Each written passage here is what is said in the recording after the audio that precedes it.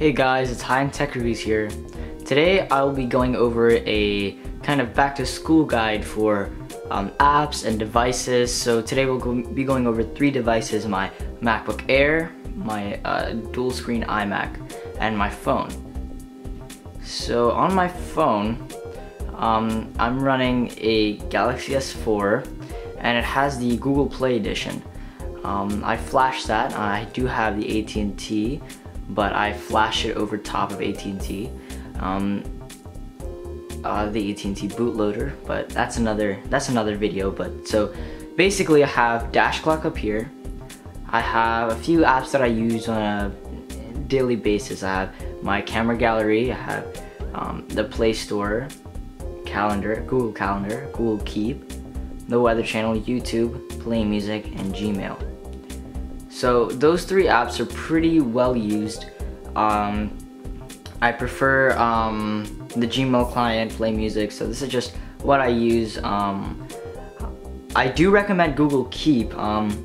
Google Keep is a note-taking application. Not really a note-taking, but kind of adding things. So if I want to remember to do my math homework, I just type in math homework,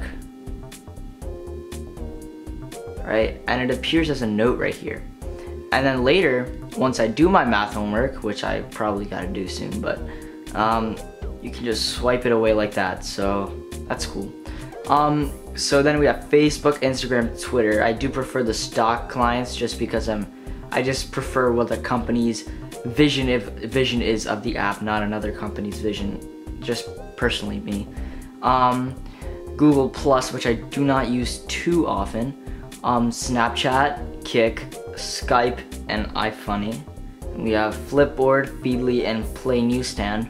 Those are my 3 main news applications, but if anyone has a different news application that they think I should try out, mainly for tech news, hit me up in the comments and I'll take that into consideration.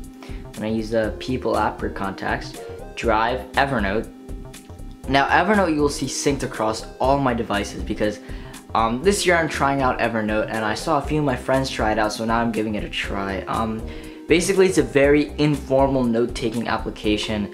It's like Microsoft Word. You can do all the things you can mainly in like Microsoft Word, but it's more informal and it kind of goes more with the school vibe and like just casual note-taking.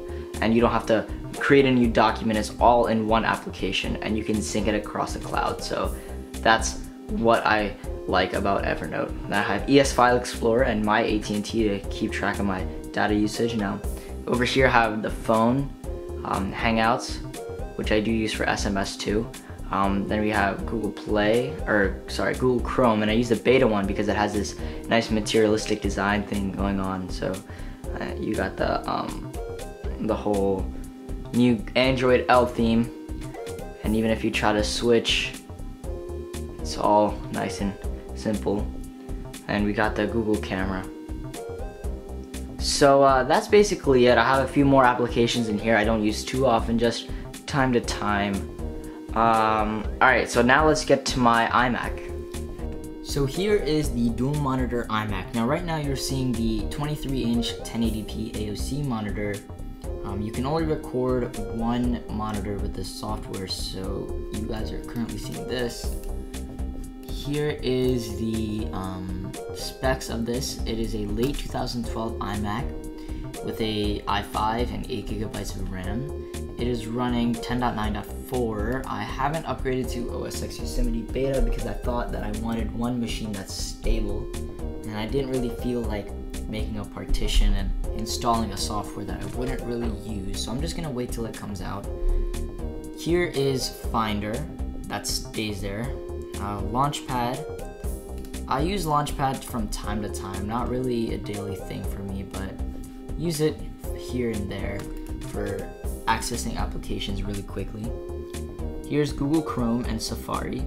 I use Google Chrome over Safari for several reasons, the main being that Google Chrome syncs all my devices. Speed is not, it's not that noticeable for me that I would pick one browser over the other. Google Chrome just syncs all my devices, that's why I use that over Safari. Here's Skype. I use Skype over other video call applications such as FaceTime and Uvu, mainly because all my friends have Skype, but also because I feel that Skype has better video call quality over Uvu, and you can do multi call, like multi-people calls, unlike FaceTime over there. Here we have Airmail. Airmail gets used more than Mail in my case because my school email does not work with the normal mail application. The outgoing server has some type of problem. So Airmail is a great application for just here to there, checking your mail, and it does everything the way it's supposed to. Calendar is the calendar application I use. I just stick to the stock one, no problem with that. I have Maps, Twitter, which I like because it's retina optimized and it's just does the job. Messages and FaceTime right here, so for my Apple friends out there. Then I have a few Adobe applications such as After Effects, Illustrator, Photoshop, and Premiere Pro. I'm trying these out right now.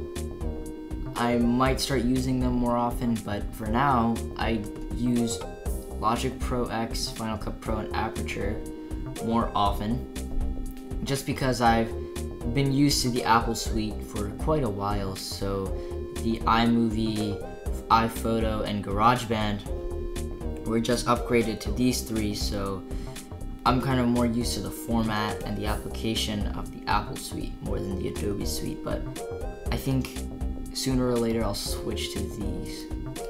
Here is ID3 editor. So basically I do create music. If you didn't know that, I'll link my music channel below or my SoundCloud or whatever, and you can listen to some of those tracks. But for the album cover, the album art, the artists, the everything like that, that's done through ID3 editor. That just edits everything like that, and I can select the artist and everything, so that's great. Here is Logic Pro X. Told you about these three, just upgraded from that, and I use them pretty much to do, that's my to-go for anything music, videos, or photo. And yeah, that. Here is Samsung Keys, iTunes, App Store. I use Samsung Keys if I have TouchWiz running, but currently I don't, so that's not being used too much. iTunes and App Store. Here is Evernote. Now, Evernote, I was telling you guys about earlier. I have this application synced up all my devices, just because on Evernote it is so easy to sync all your notes. So, for example, I have a notebook made for school, and I have a notebook made for my YouTube videos. Now, for school, that's a stack. So inside the stack, there's different kinds of notebooks. So here's English, Science, Spanish, and I can go in and I can write my notes, and it's really informal. So this can be resized, and it's not really anything too formal. As in, for Word, you have to make a document, then you have to save it, and then you have to try to figure out how you're gonna sync it across your devices. You don't have to worry about anything with Evernote.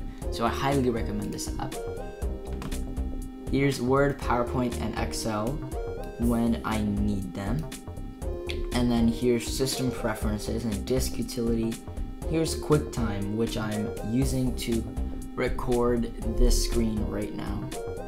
So now we're gonna move on to my MacBook Air. Okay, so now that we've covered the dock here, let's quickly look at the status bar. So we got the Finder stuff here. And then we have that, which is to stop the screen recording. Here's Evernote, so you can really quickly create a note here. Google Drive. Here is display mirroring. So if I want to mirror my iMac display to my MacBook Air, or vice versa, I can do it quickly through this. Now here are a few applications. It's called iStat. So basically you can see some really cool stuff. So I can see what my graphics card is up to, how many frames per second I'm running, what applications are using a lot, some processes. I can see my hard drive, how much RAM I'm using, just a lot of stuff about the temperature, about like the temperatures, the processor, what the cores are doing. So it's just a bunch of just like geek stuff that geeks want to look at. So if you're a geek, get this, right? Here is my time machine. I gotta figure something out because I'm running out of hard drive space, so I might get a new hard drive sooner or later. Bluetooth, which is there with Wi-Fi and the volume. Here's the time, the search bar, and this. So yeah. Now let's move on to the MacBook Air. So here's my MacBook Air, and if you haven't noticed already, it's basically the same exact thing as my iMac. All this is an iMac portable. I take this to school. If I'm not near my machine, like on a long drive or at an airport or somewhere, I will take this with me and I can do the work that I need to on a machine. It's slightly slower, but it gets the job done. So here's Finder, Launchpad, Chrome, Safari, Skype, etc., etc., AutoCAD, which is new. I use this for school. I'm taking a course for engineering, so I would need that, etc., etc., etc. Evernote, again, as you can see, I do use it with all my devices. VMware Fusion, which is, I use this for the Windows side of things, and I really don't use Windows too much. But when I do, it's usually for things that can only run on Windows. So gaming is one thing I do on Windows, and I use Visual Studio, which is a application for programming. So I'm taking a class for Visual Basics. I'm in high school, so these are the types of things I'm learning right now. So I would need Windows. So if I just swiped over like this, I have my Windows thing going on. The only problem I have with VMware Fusion over Boot Camp is that VMware Fusion usually takes up a little more processors. So if I go up to my iStat here, I can tell that my CPU is taking a load here, so it's in the red. My last hour's been pretty high because I just turned it on, and it's been spiking because I've been using VMware on the side. So you can tell my stuff is heating up too. My CPU is heating up. So that's the only problem I have with VMware Fusion, because you're trying to run two operating systems simultaneously. So that's it for this one. If you like this video, like it. If you disliked it, dislike it. Leave a comment. Be sure to subscribe, and I'll see you in the next one.